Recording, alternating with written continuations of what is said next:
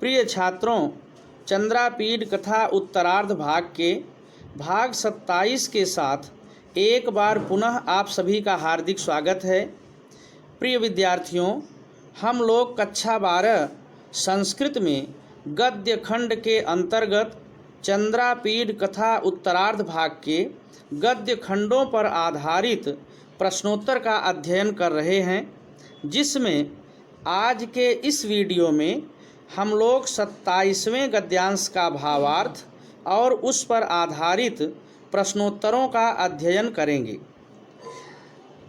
छात्रों, इस गद्य खंड का प्रसंग है पिता तारापीड के पास से आए हुए पत्रवाहक का चंद्रापीड को 2 पत्र देना और चंद्रापीड का पत्रों को पढ़ना। तो आइए पहले गद्यांश पढ़ते हैं, फिर भावार्थ और प्रश्नोत्तर भी देखेंगे।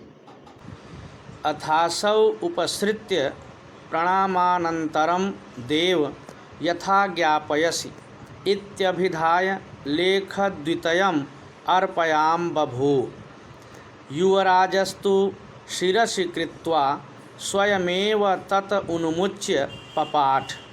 स्वस्ति उज्जयिनीतः परममाहेश्वरः महाराजः तारापीडः सर्वसंपदाम् आयतनं चंद्रापीडम् उत्तमांगे चुंबन नंदयति।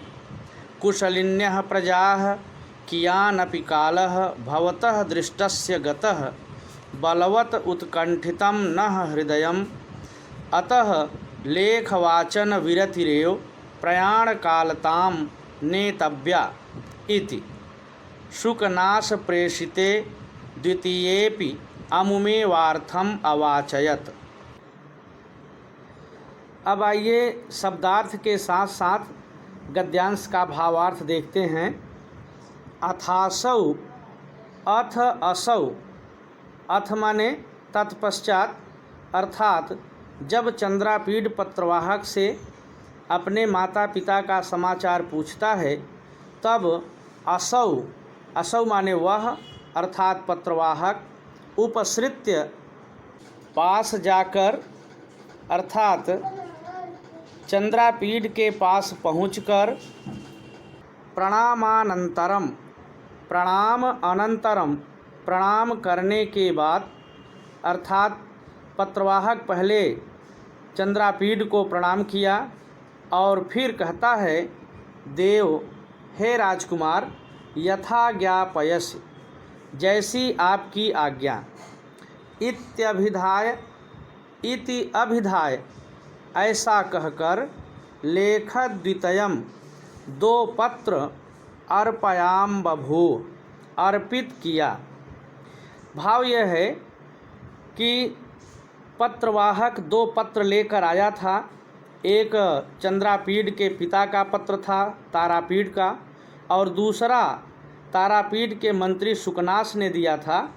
उन 2 पत्रों को पत्रवाहक ने चंद्रापीड को अर्पित कर दिया, दे दिया। और तब युवराजस्तु, युवराज चंद्रापीड ने शिरसि कृत्वा, शिरसि, सिर शब्द का सप्तमी एकवचन का रूप है, सिर पर, कृत्वा माने करके, क्री धातु, कृत्वा प्रत्यय, अर्थात सिर से लगाकर, स्वयमेव, स्वयं एव, स्वयं ही, तत उन्मुच्य, उसे खोलकर, अर्थात उस पत्र में से अपने पिता के पत्र को खोलकर, पपाठ, पढ़ा। जब पत्रवाहक ने चंद्रापीड को 2 पत्र दे दिए, तो चंद्रापीड ने पहले पत्र को सिर से लगाया, अर्थात उसे अपने माथे से लगाया, सम्मान के साथ ग्रहण किया, और फिर उसमें से अपने पिता के पत्र को खोलकर पढ़ा। पत्र में लिखा हुआ था, स्वस्ति, कल्याण हो। स्वस्ति मंगल सूचक शब्द है। पत्र में ऊपर लिखा है स्वस्ति, अर्थात कल्याण हो। आगे लिखा है उज्जयिनीतः, उज्जयिनी से परम माहेश्वरः, परम माहेश्वर अर्थात परम शिव भक्त महाराजः तारापीडः महाराज तारापीड सर्वसंपदाम सभी संपत्तियों के आयतनम आयतन अर्थात सभी संपत्तियों के आयतन स्वरूप भंडार स्वरूप चंद्रापीडम चंद्रापीड के उत्तमांगे उत्तमांगे माने सिर पर उत्तमांग माने सिर उत्तमांगे में सप्तमी एक वचन है सिर पर चुंबन करते हुए अर्थात चंद्रापीड के सिर को चूमते हुए नंदयति आनंदित होते हैं। तात्पर्य है कि पत्र में लिखा है कि परम शिव भक्त महाराज तारापीड अपने पुत्र चंद्रापीड के सिर को चूमते हुए आनंदित होते हैं। आगे पत्र में समाचार लिखा है प्रजा कुशलिन्यः कुशल है अर्थात सारी प्रजा कुशल से है।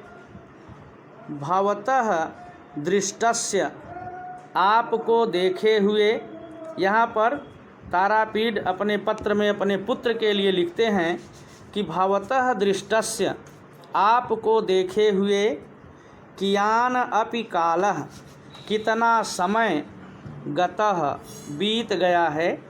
भाव यह है कि चंद्रापीड को उज्जैनी से आए हुए बहुत दिन बीत गए थे, इसलिए पिता लिखते हैं कि आपको देखे हुए कितना समय बीत गया है अर्थात बहुत दिन हो गए हैं, जिसके कारण न हम लोगों का हृदय बलवत अत्यधिक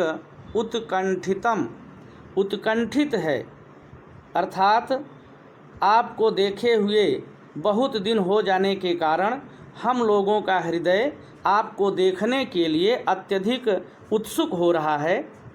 अतः इसलिए हे पुत्र लेखवाचन विरतिरेव लेखवाचन पत्र को पढ़ने के विरति ही समाप्ति को एव ही प्रयाण कालताम प्रस्थान का समय नेतव्या समझना इति ऐसा अर्थात तारापीड लिखते हैं कि हे पुत्र पत्र को पढ़ते ही अपने प्रस्थान का समय समझ लेना अर्थात जब जैसे ही पत्र को पढ़ना वैसे ही वहाँ से यहाँ आने के लिए प्रस्थान कर देना चल देना। शुकनाश प्रेषिते शुकनाश के द्वारा भेजे गए द्वितीय अपि दूसरे में भी अर्थात शुकनाश के द्वारा भेजे गए दूसरे पत्र में भी अमुमेवार्थम अमुम एव अर्थम अमुम यह एव ही अर्थम अर्थ अर्थात समाचार अवाचयत पढ़ा अर्थात शुकनाश के द्वारा भेजे गए दूसरे पत्र में भी इसी अर्थ को पढ़ा। तात्पर्य है कि जो दो पत्रवाहक चंद्रापीड को दिया था उसमें एक पत्र चंद्रापीड के पिता तारापीड का था जिसको उसने अभी पढ़ा, और जो दूसरा पत्र था जिसको शुकनाश ने भेजा था उस पत्र में भी वही अर्थ था, वही समाचार था, उसको भी चंद्रापीड ने पढ़ा। तो छात्रों यह इस गद्यांश का भावार्थ था। अब आइए इसके आधार पर पूछे जाने वाले प्रश्नोत्तर देखते हैं जो आपकी परीक्षा में पूछे जा सकते हैं। गद्यांश पर आधारित पहला प्रश्न है प्रस्तुत गद्यांशस्य पुस्तकम लेखकं च नाम लिखत। प्रस्तुत गद्यांश की पुस्तक और लेखक का नाम लिखिए। छात्रों यह प्रश्न संभवतः सभी गद्यांशों में पूछा जाता है और पहला ही प्रश्न होता है। किसी गद्यांश में हिंदी में तो किसी गद्यांश में संस्कृत में पूछ लिया जाता है। यहाँ पर संस्कृत में पूछा गया है, इसलिए इसका उत्तर संस्कृत में इस प्रकार से लिखना है। प्रस्तुत गद्यांशस्य पुस्तकम नाम चंद्रापीड कथा अस्य लेखकः च बाणभट्टः अस्ति। प्रस्तुत गद्यांश की पुस्तक का नाम चंद्रापीड कथा और इसके लेखक बाणभट्ट हैं। यदि यह प्रश्न हिंदी में पूछा जाए कि प्रस्तुत गद्यांश की पुस्तक और लेखक का नाम लिखिए, तो उसका उत्तर हिंदी में लिखेंगे कि प्रस्तुत गद्यांश की पुस्तक का नाम चंद्रापीड कथा और इसके लेखक बाणभट्ट हैं। दूसरा प्रश्न है कि यानपि कालः भवतः दृष्टस्य गतः। रेखांकित अंश का अनुवाद कीजिए। अभी हम लोगों ने गद्यांश में पढ़ा, अनुवाद इस प्रकार से लिखें, आपको देखे हुए कितना समय बीत गया है। गद्यांश पर आधारित तीसरा प्रश्न है पत्रवाहकः कस्य समीपम अगच्छत।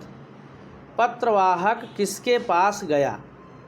तो छात्रों, हम लोगों ने गद्यांश के पहले वाक्य में ही पढ़ा कि पत्रवाहकः चंद्रापीडम समुपसृत्य, चंद्रापीड के पास जाकर, अर्थात वह चंद्रापीड के पास गया। तो जहाँ कस्य है किसके, उसके स्थान पर चंद्रापीडस्य करते हुए उत्तर हमको लिखना है पत्रवाहकः चंद्रापीडस्य समीपम अगच्छत। पत्रवाहक चंद्रापीड के पास गया। चौथा प्रश्न है लेखद्वितयं कः अर्पयाम बभूव। दो पत्र कौन अर्पित किया। गद्यांश में हम लोगों ने पढ़ा कि पत्रवाहक ने चंद्रापीड को दो पत्र अर्पित किया।